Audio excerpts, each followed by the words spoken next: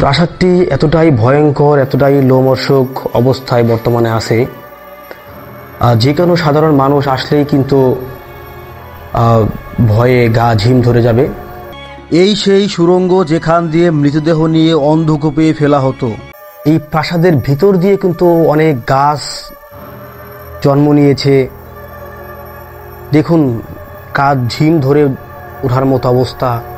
জানাবো ভয়ঙ্কর জুলুম নির্যাতনের ইতিহাস, কিভাবে সামান্য লবণ ব্যবসায়ী হয়েছেন জমিদার। জানাবো জমিদারের আত্মহত্যার করুণ কাহিনী।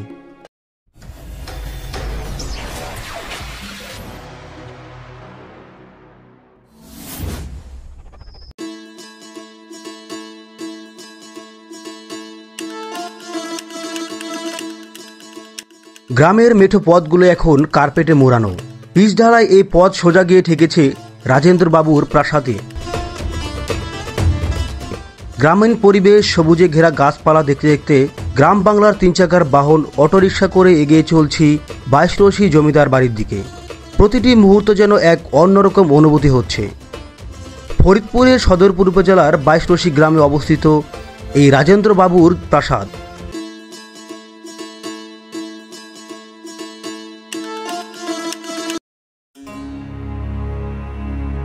জমিদার বাড়ির ভিতরে প্রবেশ করলেই প্রথমেই আপনার চোখে পড়বে ভূমি অফিস, যা জমিদার বাড়ির জায়গা দখল করে করা হয়েছে।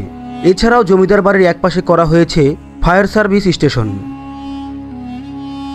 হাঁটতে হাঁটতে এগিয়ে চলছি জমিদার বাড়ির ভিতরের দিকে। মনে হচ্ছে তৎকালীন সময়ের জমিদারের প্রাসাদেই ঢুকছি। বুকের মধ্যে কেমন যেন থমথম করছে।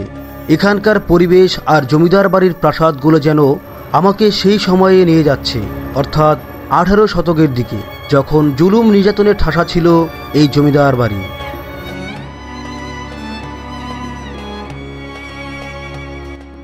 জমিদার বাড়ির এই প্রাসাদগুলো যেন ইতিহাসের সাক্ষী হিসেবে দাঁড়িয়ে আছে। প্রাসাদটির গায়ে পুরনো ইটের গাঁথনি, সুচারু কারুকাজ, খসে পড়া পলেস্তারা, শ্যাওলা গজানো দেয়াল এবং অসংখ্য দরজা দেখে আমি রীতিমতো অবাক হয়েছি। ভয়ঙ্কর এই জমিদার বাড়িতে মানুষ যেখানে একা আসতে ভয় পায়, সেখানে আজ আমি একা এসেছি। জানাবো ভয়ঙ্কর জুলুম নির্যাতনের ইতিহাস, কিভাবে সামান্য লবণ ব্যবসায়ী হয়েছেন জমিদার। জানাবো জমিদারের আত্মহত্যার করুণ কাহিনী।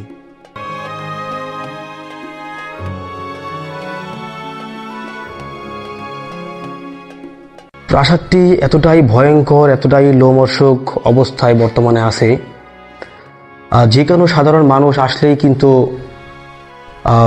ভয়ে গা ঝিম ধরে যাবে।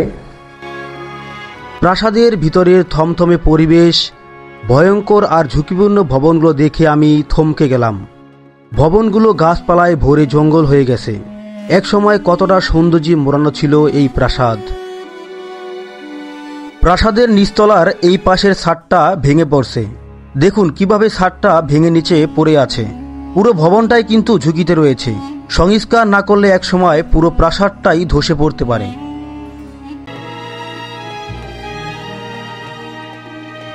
বৃহত্তর ফরিদপুরের দর্শনীয় স্থানসমূহের মধ্যে বাইশরশি জমিদার বাড়ির নাম ইতিহাসের এক অন্যতম নিদর্শন। ফরিদপুর জেলা শহর থেকে প্রায় 38 কিলোমিটার দূরত্বে বর্তমান সদরপুর উপজেলার বাইশরশি গ্রামে অবস্থিত ঐতিহ্যবাহী বাইশরশি জমিদার বাড়ি। এককালে প্রভাবশালী বাইশরশি জমিদাররা ফরিদপুর, বরিশাল সহ 22টি পরগনার বা জোতমহলের অধিপতি ছিলেন। জমিদারি পরিচালনার পাশাপাশি তখনকার দিনে এই জমিদার বাড়িটির প্রায় 50 একর জমি নিয়ে কয়েকটি বাগান বাড়ি, পুকুর, পূজা মণ্ডপ ও দ্বিতলা বিশিষ্ট ছোট বড় 14টি দালান কোঠা দিয়ে ঢেলে সাজিয়েছিলেন।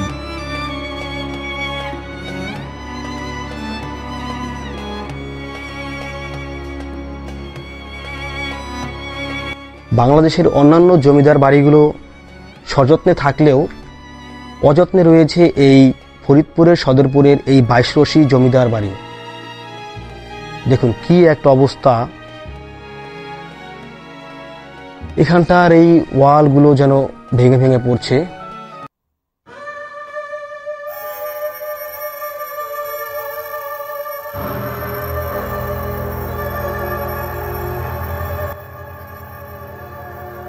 খুবই সরু কিন্তু এই সিঁড়িগুলো। দেখুন কতটা ছোট এবং চিকন করে কিন্তু এই সিঁড়িগুলো তৈরি করা হয়েছিল। এটা এখন আমরা 2 তলায় উঠলাম। আমরা চলে আসছি এই রাজবাড়ির ভবনের 2 তলায় চলে আসছি। এই প্রাসাদটি সরকারের আওতায় না থাকায় সরকার দেখভাল না করার কারণে এই ভবনের ইতিহাস ঐতিহ্য কিন্তু এক কথায় বলতে গেলে হারিয়ে গেছে। দেখুন এই ভবনটার যে দরজাগুলো ছিল, এই দরজা এবং ভিতরে দেখতে পাচ্ছেন যে জানালা, এই সুন্দর ডিজাইনের যে দরজাগুলো এখানে ছিল এগুলো কিন্তু এখন বর্তমানে কিছুই নেই, সবগুলো কিন্তু আস্তে আস্তে চুরি হয়ে গেছে। এই জমিদার বাড়ির কোনো নিদর্শন কিন্তু এখানে অক্ষত নেই। চুরি হয়ে গেছে মহামূল্যবান অনেক কিছুই। লোহা তৈরি কারুকার্য খচিত দরজা, জানলা, গ্রিল কিছুই কিন্তু অক্ষত নেই। শুধু কালের সাক্ষী হিসেবে দাঁড়িয়ে আছে ভাঙাচোরা প্রাসাদ। অন্যান্য জমিদার বাড়িগুলো সংস্কার করে সংরক্ষণ করা হলেও এটি কিন্তু ধ্বংসের দ্বার প্রান্তে। এই জমিদার বাড়ির অনেক জমি চলে গেছে ভূমিদস্যুদের হাতে।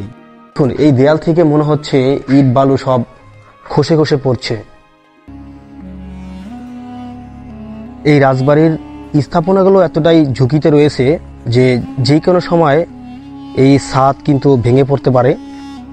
দেখেন এখান দিয়ে কিন্তু আরও ছাদ ছিল, এখান দিয়ে পুরোটাই ছাদ ছিল, এটা কিন্তু পুরোটাই ভেঙে পড়ছে।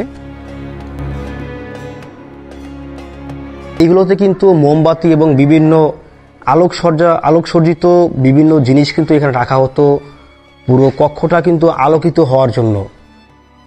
দেখুন এখানে কিন্তু অনেকগুলো এইরকম স্থান রয়েছে এবং প্রতিটি রাজবাড়িতেই কিন্তু এরকম স্থান থাকে।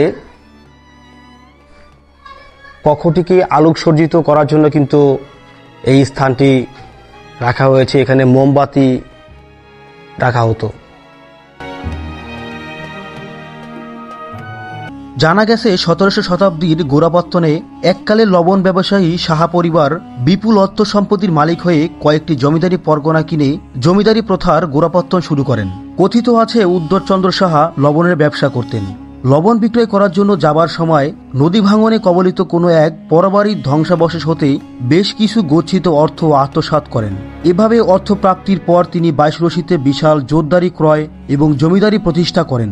পরবর্তীতে উদ্ধরচন্দ্র সাহা 1824 সালে লর্ড ক্লাইভের সময় বরিশালের কালিয়ায় জোরদারি ক্রয় করেন। উদ্ধরচন্দ্র সাহার পুত্র হরেকৃষ্ণ সাহা জমিদারির হাল ধরেন এবং তিনি বরিশালের বাউফলের জমিদারি ক্রয় করেন। হরেকৃষ্ণ সাহার 3 পুত্রের মধ্যে রামজয় সাহা জমিদারির ভার গ্রহণ করেন। এ সময়ে বাবুরাই ইংরেজদের কাছ থেকে সাহা উপাধির পরিবর্তে রায় চৌধুরী উপাধি লাভ করেন।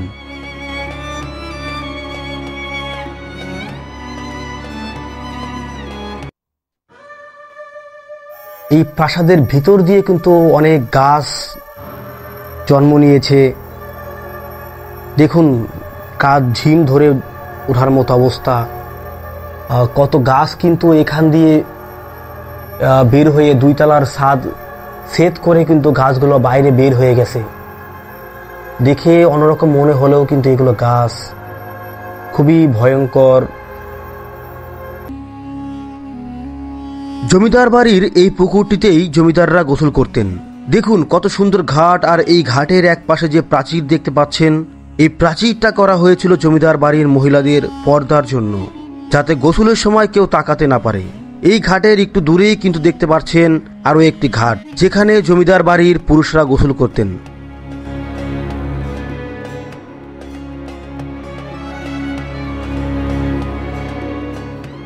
আপনাদের আমি এখন এমন একটি লোমহর্ষক ঘটনার কথা জানাবো, যেই ঘটনা এই জমিদার বাড়িতে প্রতিনিয়তই ঘটত।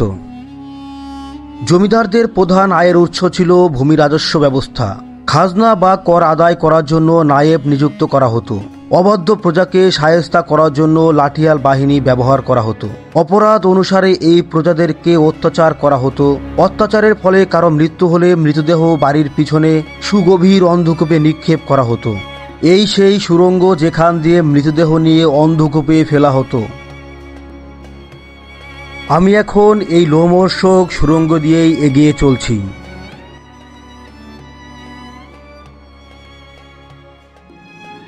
কালের বিবর্তনে শেষ হয়ে গেছে সেই অন্ধকূপ। ছোট পুকুরের মতো সেই অন্ধকূপ এখন শুকিয়ে গেছে।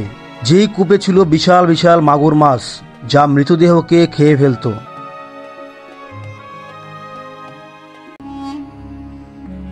জমিদার বাড়ির সামনে এই সেই রাস্তা, যেই রাস্তা দিয়ে অবাধে চলছে যানবাহন। সাধারণ মানুষ এখান দিয়ে হাঁটছে জুতা পরে, অথচ এই সেই রাস্তা, যে রাস্তা দিয়ে জুতা পরে হাঁটলেই পেতে হতো কঠিন শাস্তি। লোকমুখে শোনা যায় মুসলমান বা হিন্দুরা জমিদার বাড়ির সামনে দিয়ে জুতা পায়ে ছাতা মাথায় দিয়ে যাতায়াত করা নিষেধ ছিল, আর এই নিষেধাজ্ঞা অমান্য করলেই ভয়ঙ্কর শাস্তির সম্মুখীন হতে হতো।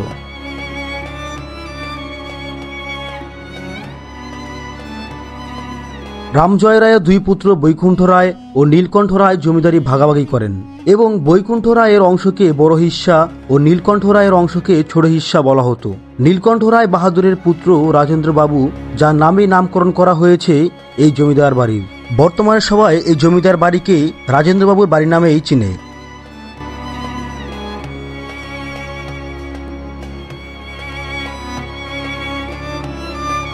জমিদার বাবুদের 4টি পুকুরের মধ্যে নাট মন্দিরের সামনের এই পুকুরটি পানীয় জলের জন্য নির্ধারিত ছিল। এই পুকুরে কেউ পা ভেজাতে পারত না। লোকমুখে জানা যায় বেচু নামে এক মুসলমান প্রজা অজ্ঞাতবশত এই পুকুরে পা ধোয়ার অপরাধে তাকে বেদম প্রহার ও দাড়ি উৎপাদন করা হয়। আমি এখন দাঁড়িয়ে আছি এই পুকুরের সামনে, পানিতে পা ভিজাচ্ছি, কিন্তু শাস্তি দেওয়ার কেউ নেই। কালের সাক্ষী হিসাবে রয়ে গেছে সেই পুকুর, নেই কোনো জুলুমকারী। এই স্থাপনাগুলো হচ্ছে জমিদার বাড়ির মন্দির। তৎকালীন সময়ে জমিদাররা কিন্তু এই মন্দিরেই পূজা করতেন। কালের সাক্ষী হয়ে দাঁড়িয়ে আছে মন্দিরের স্থাপনাগুলো। মন্দিরের ভিতর দিয়ে জন্ম নিয়েছে অনেক গাছপালা। অযত্নে অবহেলায় এই জমিদার বাড়ির প্রতিটি স্থাপনা, প্রতিটি প্রাসাদ যেন ধীরে ধীরে ধ্বংসের পথে। মন্দিরের কিছুটা পাশেই এই স্থাপনাগুলো দেখতে পাচ্ছেন। এটি হচ্ছে নাটঘর। নাটঘরে বসে যাত্রাপালা সহ নাটক হতো। কাছারি বাড়িতে হিন্দু সম্প্রদায়ের বিভিন্ন অনুষ্ঠানকে কেন্দ্র করে জমিদার বাড়িতে হতো নানা অনুষ্ঠান। বিশেষ করে দুর্গাপূজা উপলক্ষে মাসব্যাপী যাত্রা অনুষ্ঠান হয়েছিল।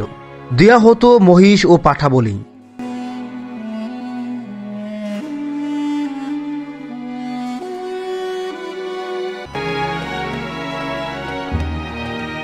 আঠারোশো শতক থেকে 1947 সালের ভারত বিভাগের আগ পর্যন্ত জমিদার পরিবারটি অনেক ধন সম্পত্তির মালিক হন এবং 22টি জমিদারি পরগনা ক্রয় করে বিশাল জমিদার হিসাবে ভারতবর্ষে খ্যাতি লাভ করেন। 1947 সালে পাকিস্তান ও হিন্দুস্তান দুটি রাষ্ট্র হওয়ার পর 1947 থেকে 1962 সাল পর্যন্ত জমিদারি প্রথা থাকার আগ পর্যন্ত জমিদাররা কলকাতা বসে জমিদারি দেখাশোনা করত। জমিদারি প্রথা বিলুপ্ত হওয়ার পর জমিদার সুকুমার রায় বাহাদুর ছাড়া সবাই কলকাতা চলে যায়। 1971 সালে বাংলাদেশ স্বাধীনের পর সুকুমার বাবু এই রাজপ্রাসাদেই আত্মহত্যা করেন। এই সেই লোমর্ষক কক্ষ, যে কক্ষে জমিদার সুকুমার বাবু নিজেকে গুলি করে শেষ করেছিলেন। এই সেই ভবন যেখানে জমিদার সুকুমার বাবু আত্মহত্যা করেন। ভয়ঙ্কর লোমর্ষক এই ভবনে মানুষ দিনে আসতেও ভয় পায়। 1950 সালে জমিদারি প্রথা লোপ ও প্রজাস্বত্বর আইন প্রণয়ন হওয়ার পর সুকুমার বাবু অর্থহীন এবং বিত্তহীন হয়ে পড়লে তিনি জমিদারি হারিয়ে ব্যবসা শুরু করেন। ব্যবসায় লোকসান এবং বাড়ি দাসী কর্তৃক সঞ্চিত স্বর্ণ খণ্ডাদি চুরি হওয়ায় ও দাসীর সাথে অনৈতিক সম্পর্কের কারণে দাসী গর্ভবতী হলে এই ঘটনা এলাকায় ছড়িয়ে পড়লে কোনো উপায় না পেয়ে সুকুমার বাবু নিজের বন্দুকের গুলিতেই করেন আত্মহত্যা। এরপর বাড়িটির আর কোনো অভিভাবক না থাকায় পরিত্যক্ত বাড়ি হিসাবে গণ্য করা হয় এই জমিদার বাড়িটিকে।